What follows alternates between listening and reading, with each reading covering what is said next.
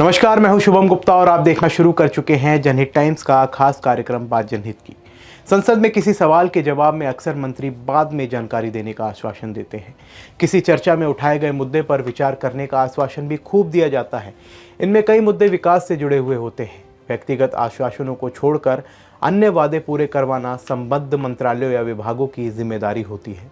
हर वादे को आगे बढ़ाने के साथ ही मंत्रालयों को सुनिश्चित करना होता है कि सुझाव की तारीख से वादा 3 महीने में पूरा हो जाए। संसदीय मामलों का मंत्रालय समय समय पर लंबित आश्वासनों की समीक्षा करता है।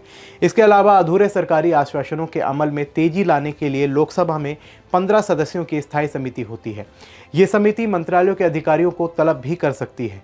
हाल ही में रक्षा मंत्री राजनाथ सिंह ने दुर्घटनावश मिसाइल चलने की घटना पर इस वर्ष 15 मार्च को लोकसभा में आश्वासन दिया था कि भारत अपनी सशस्त्र प्रणाली की सुरक्षा और संरक्षता को सर्वोच्च प्राथमिकता देता है और इस घटना की जांच के बाद कमी पाए जाने पर उसे दूर किया जाएगा।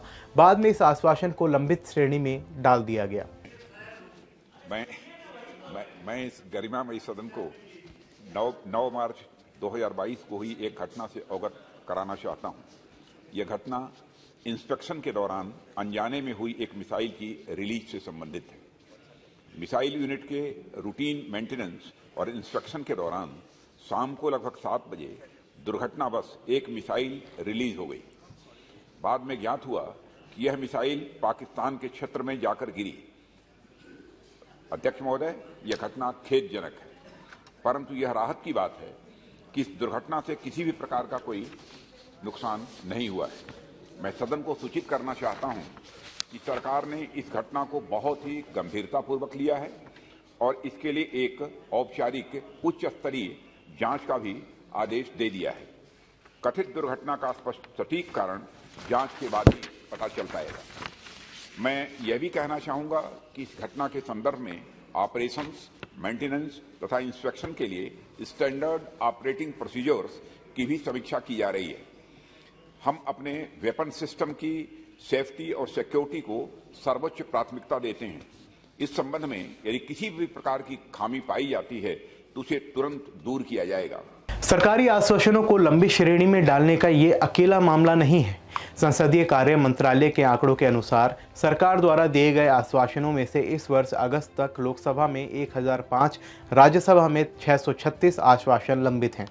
सभा में कोई भी आश्वासन दिए जाने के बाद उसे 3 महीने के अंदर पूरा करना जरूरी होता है, लेकिन भारत सरकार के मंत्रालय या विभाग आश्वासनों को निर्धारित 3 महीने की अवधि के अंदर पूरा करने में असमर्थ रहने की स्थिति में समय विस्तार की मांग कर सकते हैं। आपको बता दें कि निचले सदन में 10 वर्ष से अधिक पुराने 38 सरकारी आश्वासन लंबित हैं, जबकि 5 वर्ष से अधिक पुराने 146 और 3 वर्ष से ज्यादा समय से 185 आश्वासन लंबित हैं। इस प्रकार लोकसभा में 18% से अधिक सरकारी आश्वासन 3 वर्ष से अधिक समय से और 14% आश्वासन 5 वर्ष से अधिक समय से लंबित हैं।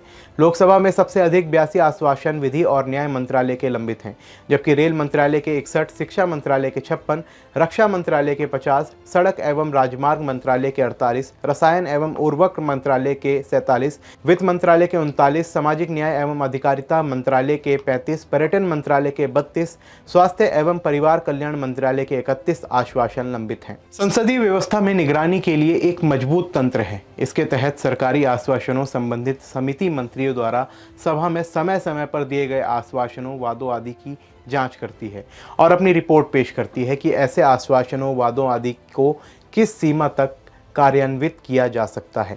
जहां मंत्रालय या विभाग किसी आश्वासन को कार्यान्वित करने में असमर्थ हो, वहां उन्हें आश्वासन को छोड़ने के लिए समिति से अनुरोध करना होता है। समिति ऐसे अनुरोध पर विचार करती है और अगर इस बात से संतुष्ट होती है कि बताया गया आधार तर्कसंगत है तो आश्वासन को छोड़ने की स्वीकृति देती है। आंकड़ों के अनुसार लोकसभा में अल्पसंख्यक कार्य मंत्रालय के 10 आश्वासन 10 वर्ष से अधिक समय से लंबित है। इसमें एक महत्वपूर्ण आश्वासन सांसद सुप्रिया सूले और मनोहर तिर्की द्वारा 17 दिसंबर 2009 को समान अवसर आयोग के गठन से संबंधित विधेयक को लेकर पूछे गए प्रश्न के उत्तर से जुड़ा है। इस प्रश्न के जवाब में तत्कालीन अल्पसंख्यक कार्य मंत्री सलमान खुर्शीद ने कहा था कि समान अवसर आयोग गठित करने का विषय मंत्रालयों विभागों के साथ अंतर मंत्रालयी विचार विमर्श करने की प्रक्रिया से गुजरा है। विधि एवं न्याय मंत्रालय के साथ प्रस्तावित विधेयक तैयार किया गया है और प्रस्ताव सरकार के समक्ष विचाराधीन है। लोकसभा में पिछले 10 वर्ष से अधिक समय से लंबित सरकारी आश्वासनों में से एक आश्वासन 28 जुलाई 2009 को आनंद राव अडसूल द्वारा हिरासत में प्रताड़ना से संबंधित प्रश्न के उत्तर में दिया गया था। अडसूल ने प्रश्न किया था कि क्या विधि आयोग ने अपनी 113वीं रिपोर्ट में साक्ष्य अधिनियम में संशोधन की सिफारिश की है, जिसमें हिरासत में आरोपी को प्रताड़ित करने पर सुनवाई अदालत द्वारा पुलिसकर्मी को दोषी मानने से जुड़ा विषय शामिल है। इस प्रश्न के उत्तर में तत्कालीन गृह राज्य मंत्री एम रामचंद्र ने कहा था, हाँ मैडम, यह आश्वासन अभी भी लंबित श्रेणी में है। इसी प्रकार 30 नवंबर 2011 को रमेश विश्वनाथ, आनंद राव अडसूल, धर्मेंद्र यादव, ऋतु चौधरी, बी गजानन धर्मेंद्र द्वारा पूछे गए प्रश्नों के उत्तर में दिए गए आश्वासन भी लंबित हैं। इन सदस्यों ने पूछा था कि क्या सरकार ने परेशानी में विदेश से लौटने वाले भारतीय कामगारों को सुरक्षा प्रदान करने के लिए 2 वर्ष पहले एक कोष स्थापित करने का प्रस्ताव पेश किया था। इस प्रकार तत्कालीन प्रवासी मामलों के मंत्री वायलार रवि ने कहा था कि यह मामला सरकार के विचाराधीन है। लोकसभा की वेबसाइट के आंकड़ों के अनुसार निचले सदन में न्यूनतम समर्थन मूल्य पर सांसद सदस्य माला रॉय को, खाद्य सुरक्षा योजना पर सुप्रिया सूले को, डाटा सुरक्षा विधेयक में देरी, मनीष तिवारी को, घरेलू डेटा केंद्र पर कोनिमोई को दिए गए आश्वासन सहित कई मामले लंबित हैं। डेटा आधारित क्षेत्र में चीनी निवेश को लेकर शशि थरूर को दिए गए आश्वासन को 11 जनवरी 2022 की संसदीय समिति की बैठक में वापस ले लिया गया।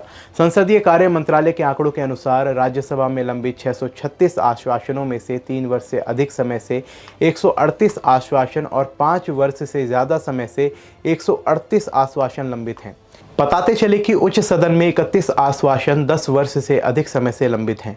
अगस्त माह में संसद में पेश सरकारी आश्वासनों संबंधित संसदीय समिति की रिपोर्ट के अनुसार दिसंबर 2015 को अर्जुन राम मेघवाल और चंद्र प्रकाश जोशी के पर्यटन नीति के बारे में आंतरांकित प्रश्न के उत्तर में तत्कालीन पर्यटन मंत्री डॉक्टर महेश शर्मा ने कहा था कि मंत्रालय संबंधित पक्षकारों से प्रतिक्रिया लेने के बाद राष्ट्रीय पर्यटन नीति को अंतिम रूप देने की प्रक्रिया में है।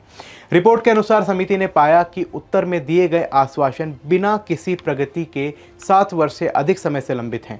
भाजपा सांसद रमेश अग्रवाल की अध्यक्षता वाली समिति ने कहा था कि एक निश्चित समय सीमा के भीतर नीतिगत मामलों से संबंधित आश्वासनों के कार्यान्वयन में व्यवहारिक कठिनाई आती है। फिर भी इससे मंत्रालय को आश्वासनों की पूर्ति में हो रहे विलंब के लिए कोई आधार नहीं मिलता है और आश्वासनों को तार्किक निष्कर्ष पर ले जाकर उन्हें पूरा करने की तत्कालीन जिम्मेदारी मंत्रालय की होती है। सरकार के ऐसे भूलते आश्वासनों पर आपका क्या कहना है, हमें कमेंट सेक्शन में ज़रूर बताइए। मिलते हैं अगले वीडियो में, तब तक के लिए दीजिए इजाज़त। नमस्कार, जय हिंद।